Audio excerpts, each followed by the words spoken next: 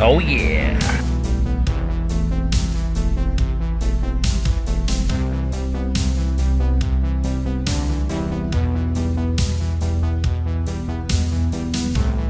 Got some adjusting to do, but what do you guys think?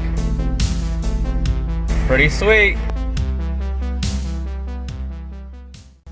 Yes, that is correct. I'm taking you away from the video for 1 second, guys, because don't forget to like, share, and subscribe this content. I know that you guys are loving this, and I know that some of you guys haven't subscribed yet, which I'm kind of like, you know you want to. If you want a sticker too, don't forget to hit me up in the comments below. All I need you to do is IM me once you join the Facebook group with your address, and I will send you a sticker. Free of charge, guys. I don't charge for the channel stickers. They are for you because you're my subscriber. A little gift from JWClassicVW. Now, back to the video, guys. Time for some gauge wiring, guys, over here at JWClassicVW. Getting ready to wire up my newly assembled gauge cluster.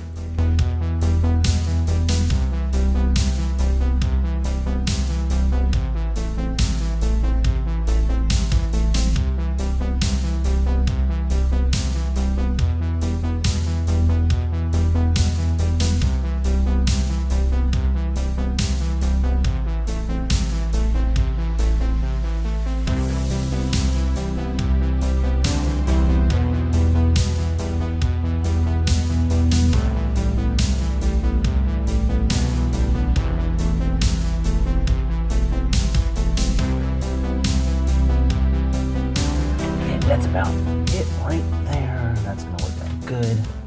Got to move that, but yeah, a little dusty. I'll clean that up. Hey guys, what's going on? This is Jason with JWClassicVW, and welcome back to the garage. And this is my 1956 010 Ragtop Goose. If you guys are new, we do a lot of work on Volkswagens here, so if this is what you're looking for, you are in the right place. What are we doing? What are we working on? Well, hold on. Let me reposition the camera for a second and we can talk about it. Yeah. All right, guys. What we're working on is well, you probably already know if you're a member of the Facebook group and or my Instagram. And if you're not, check out the description below and join up, guys, because that's where all my updates show up and you guys get to know what's going on in the garage whenever I'm not posting videos on YouTube. What have I been doing? Well, let me show you kind of like the idea first. So here it is. So this is like my steering wheel. Kind of like where I wanted the gauge to go, or my gauge cluster. And what I'm doing, guys, I'm installing a couple gauges in Goose to help me see my engine RPMs and what my current oil temperature is. And I'm kind of coming up with my own custom fabrication type of idea where I'm sourced a couple parts offline so that you guys can make your own kind of gauge cluster similar to mine if you're interested, or at least give you an idea of something to do if you want to. So there you go, the rough idea. So I kind of brought this up before in the last video where I talked about the top 5 things that you want to look at when it comes to your engine overheating. And if you haven't checked out that video yet, check it out over there, up in the corner. And what it was about gauges is gauges are great, but gauges should not be the only thing that you're relying on when it comes to your engine or your Volkswagen charging system, RPMs, temperatures, oil pressure. Should not be the only things that you're relying on when it comes to telling you what's going on with your car. You got to listen to it. You got to smell. You got to smell any oil burning, stuff like that. And you got to kind of have a feel for what your Volkswagen's doing. And if it's doing something that it normally isn't doing. But gauges, they help out. And they look kind of cool. So what I'm doing right now is I've got pretty much the gauge cluster all set up. I'm going to take you guys over there and show you what I got. And then there's going to be a time-lapse montage of everything that went down in making it into what it is right now. So let's go over to the car and I'll show you guys the gauge cluster because I know that you're super curious. Okay, so I know everybody's curious about seeing what this gauge cluster turned out, what it ended up looking like. It looks fantastic. Well, there's a couple different kinds of pieces that go into the assembly, and you're about to see that here in the time lapse as I show you guys how this all went together. But let me show you what the cluster looks like. So here you go, guys.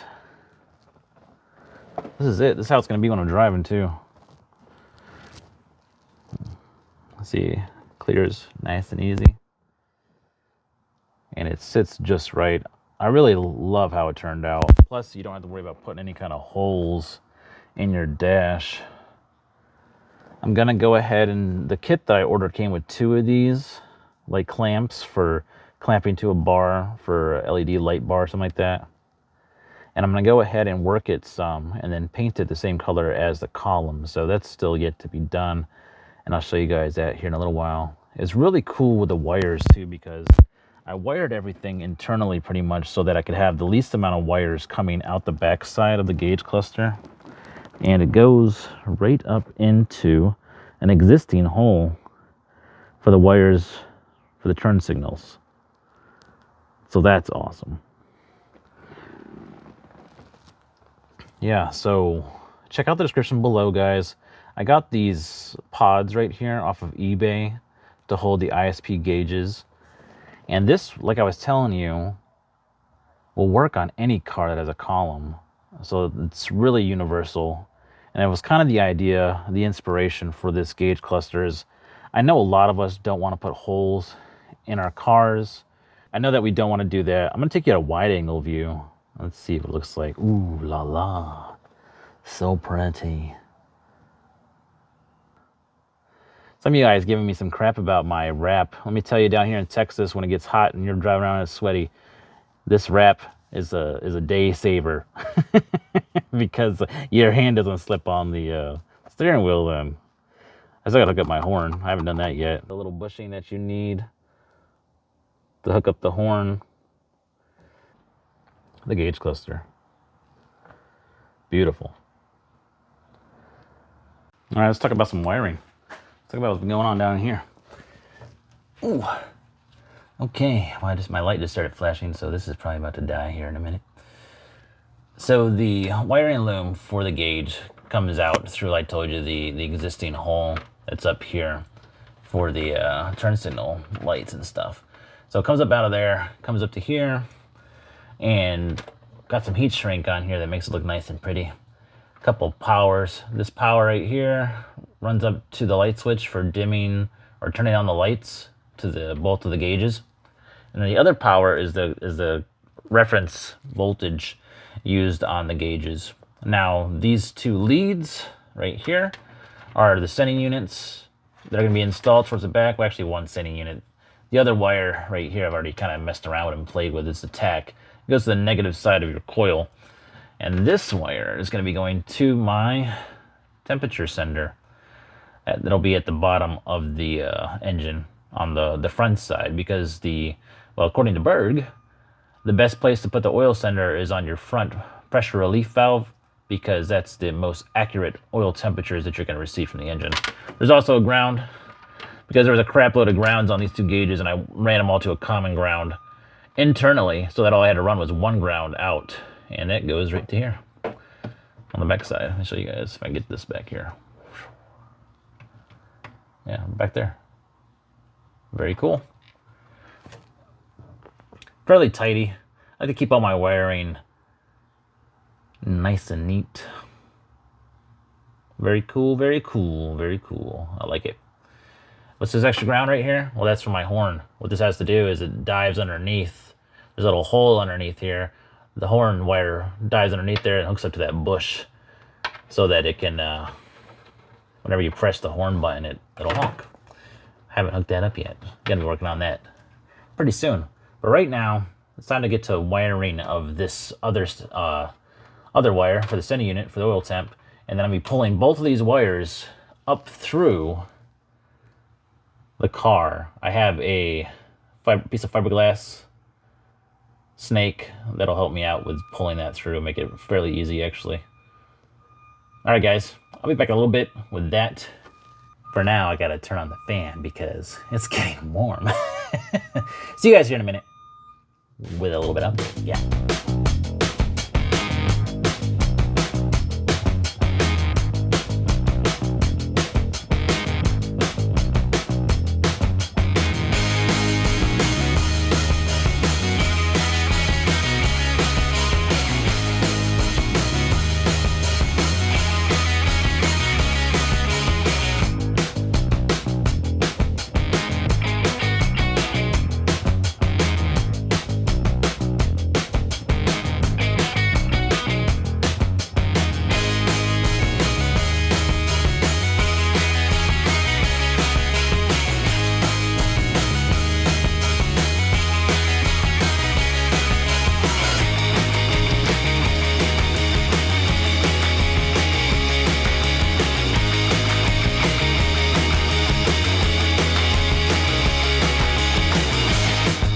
Alright guys, it's time for a little bit of an update. So, you can see my fish tape. I got it all the way through, the fiberglass fish tape. About to pull the sending unit and the tack lines through. I'm gonna show you what I had to pull out. Even on my baby that's been fully restored, she still had some of that old school insulation stuffed up underneath there. So you can kind of see the dust got up around my engine, but this is where the fish tape is running up through, and it goes all the way through the inside. And the fiberglass is good because you can hear it up inside there. It doesn't get stuck like a metal one would. Yeah, I might have to go blow off my engine here because it's got crap all over it now. But yeah, that fish tape comes all the way up to the front, and now I'll be able to pull my lines through. And you can see that I took my lines and I put some heat shrink. You can get this at AutoZone or Advanced in like an 8-foot roll, and I ran my lines all the way through that so that it's got a nice jacket on the outside of the other jacket, so it's protected that way. Kind of like that. Cool, and I'm about to pull this through, and I'll be back in a minute, guys, with the lines through the other end. Very neat. Sweet. And it's hot. Like I was telling you, you gotta turn the fan back on. It's crazy.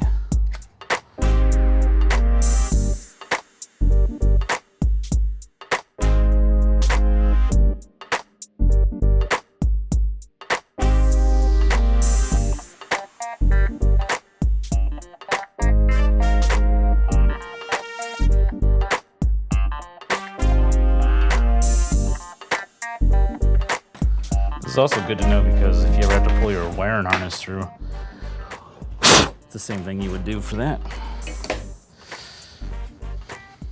If you're running the wiring harness, or running the new wiring harness anyway. There we go, man. And I want to kind of route it this way so I can tie it together with this other one. Cool.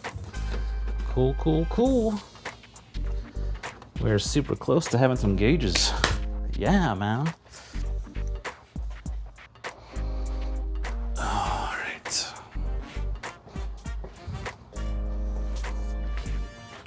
All right, guys. We got our line through. It's got all the heat shrink on there, which is great. And we can go ahead and pull the fish tape off real quick. Cool. All right. So now just to kind of route this around,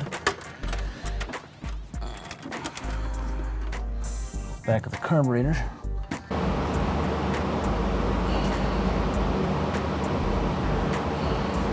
Goes on hard, comes off hard. Right. Right toe.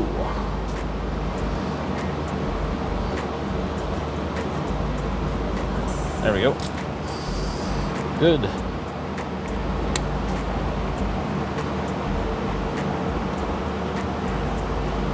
Very good. Nice. All right. Let's punch a hole, man. I think I'm right about there. We'll start with a small bit first, so things don't get out of control too quick. Get that in there. Rest of the way. It's almost in there. So just a little. There we go. Perfect, man. Feed you down through there, where it's at underneath the car.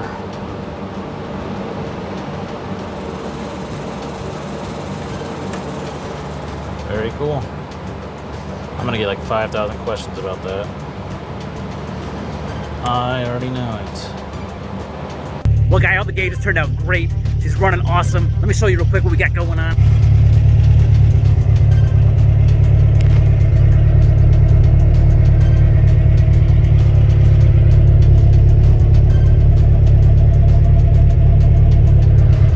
My baby runs nice and cool, but we haven't been running very long. I did do some research on that tack gauge, and it is supposed to be dimmer than the temperature gauge.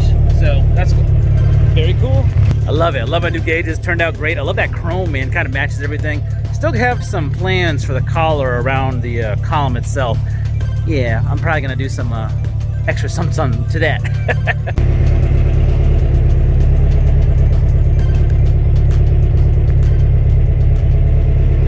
Hey guys, I just got back from a really good cruise with Goose, testing out those gauges, and that's really going to do it for today. They work great, man. It's awesome. The temperature gauge never got really above 180 too much, so that's awesome. That's great. I thought that my engine was doing really good, but I didn't know it was doing that great, staying steady 180. So I haven't ran it during like the hot summer days yet to kind of see how much the temperature kind of fluctuates, and I can't wait to get you guys in there with the camera and kind of show you how the gauges work, and it has helped out quite a bit with shifting too. Right around 5,000 is where I'm shifting.